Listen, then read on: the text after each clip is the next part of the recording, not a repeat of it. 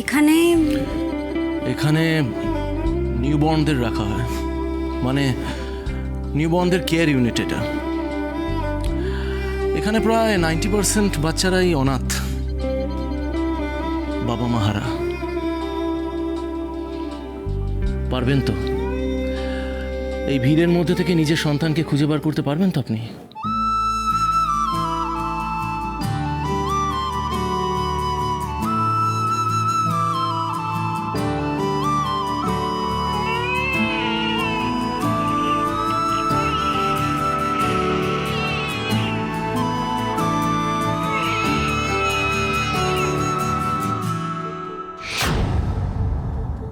কিরে বল।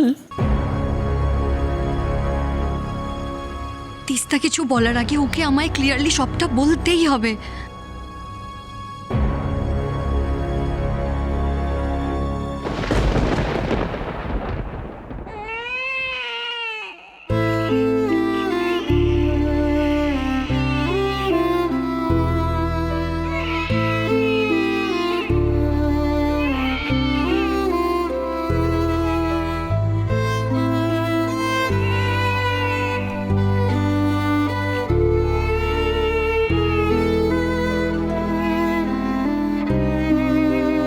ওই ভদ্রমহিলা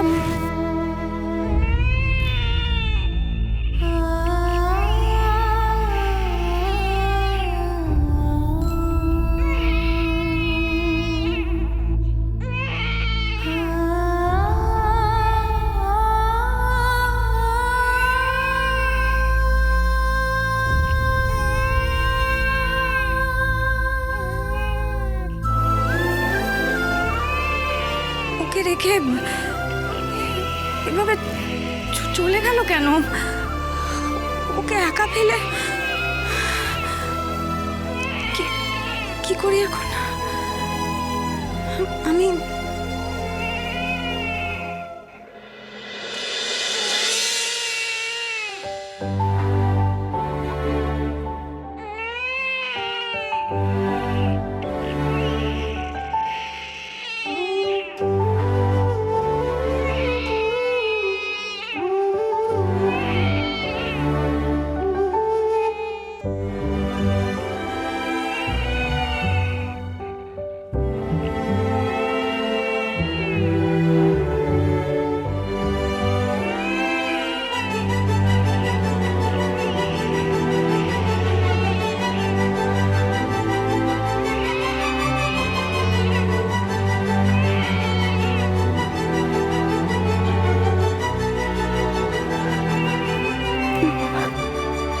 না বাবা, কাঁদে না, কাঁদে না বাবা, কাঁদে না।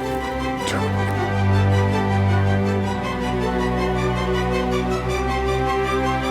বাহ, উনি তো একেবারেই চুপ করিয়ে দিলেন। আর আমরা আমরা কদিন ধরে শুধুমাত্র হিমশিম খাচ্ছি, বাচ্চাটা শুধু কেঁদেই চলেছে। আর উনি কোলে নিতেই চুপ। এক্স্যাক্টলি, নার্স একেই বলে নারীর টান। এনিওয়ে, আপনারা এই কদিন ধরে বাচ্চাটির যেভাবে টেক কেয়ার করলেন তার জন্য অসংখ্য ধন্যবাদ। আমি আপনাদের কাছে চিরকৃতজ্ঞ থাকব। Thank you so much. আপনি যে অবস্থায় বেবিকে নিয়ে এসেছিলেন, সত্যি কোনো বাচ্চার আশা ছিল না। এইটুকু বেবি, তারপর ফার্স্ট ডিগ্রি বার্ন, প্রিম্যাচুয়ার, 7 দিন তো টানা আইসিইউতেই রাখতে হয়েছিল। সত্যি আমরা সবাই আশা ছেড়ে দিয়েছিলাম। ভগবানের অশেষ কৃপা যে বেবি এখন সুস্থ।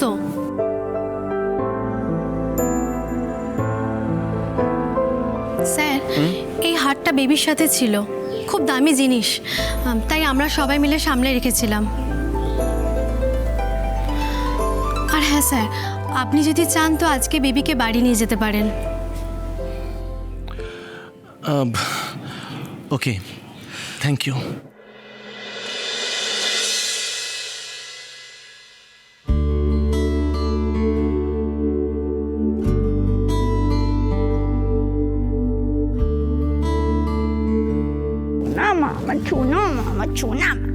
চলুন ম্যাডাম, এবার আমাদের বেরোতে হবে। না না, ওকে ছেড়ে আমি কোথাও যাব না। বল। আচ্ছা বাবা, আচ্ছা, ওকে ছেড়ে কোথাও যেতে হবে না, ও আমাদের সাথে যাবে। সত্যি? 100% সত্যি। ইনফ্যাক্ট এবার থেকে ও আপনার সাথেই থাকবে। তবে মাথা ঠান্ডা করে ভেবে নিন, ওর ওই এই দস্যুকে আপনি সামলাতে পারবেন কিনা। একদম পারবো, একদম পারবো, সব কিছু পারবো। সব কিছু পারবো আমার।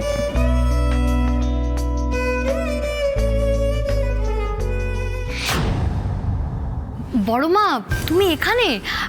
আমি তোমাকে কখন থেকে খুঁজছি। আসলে আমার না খুব খুব খিদে পেয়েছে গো। আচ্ছা, তুমি তোমার হাতের ওই ঘিয়ে ভাজা মিষ্টি সুজি আমাকে একটু করে খাওয়াবে? কতদিন খাইনি। আর তোমার হাতের ওই ঘিয়ে ভাজা মিষ্টি সুজি, ওরকম টেস্ট হয় না। খাওয়াবো, নিশ্চয়ই খাওয়াবো।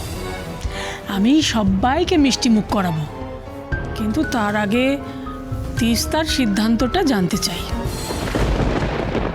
ও গড, তিস্তা এক ভাবছে আরেক হতে যাচ্ছে। কি করে আমি ওকে আটকাই? কি করে বলি যে খুব বড় একটা ভুল হয়ে যাচ্ছে?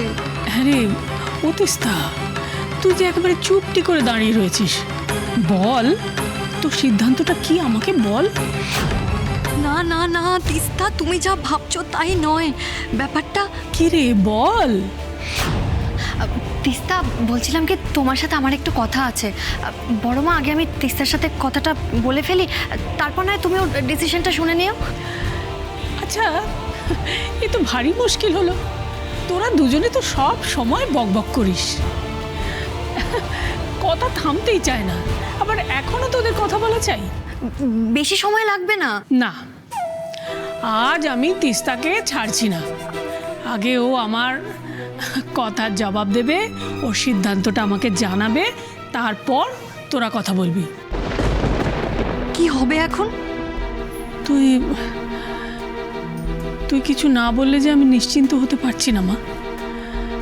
তোর তোর এই বিয়েতে কোনো আপত্তি নেই তো?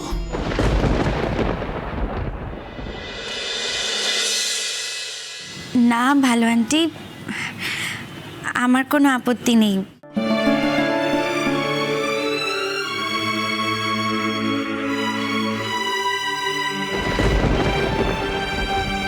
তুমি যা ভালো বুঝবে তাই করো।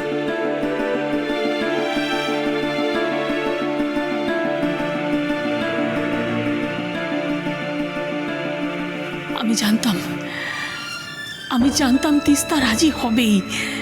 তাহলে তাহলে আমি কালই আশীর্বাদের ব্যবস্থা করব।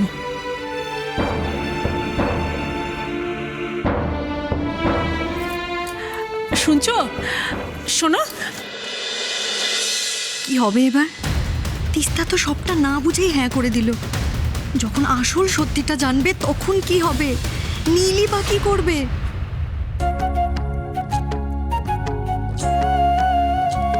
ও মা, দেখি দেখি কি মিষ্টি হয়েছে গো মেয়েটা। তোমার মেয়ে বুঝি? ঠিক বুঝেছি, একদম তোমার মতো হয়েছে, শুধু নাকটা খুব চোখা। ওর বাবার মতো হয়েছে, তাই না?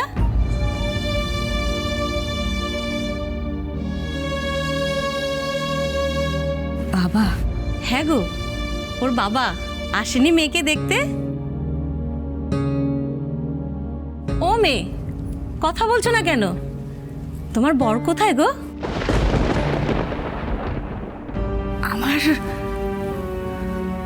আমার বর দিদিমণি বলেছেন এখন থেকে তুমি এখানেই থাকবে।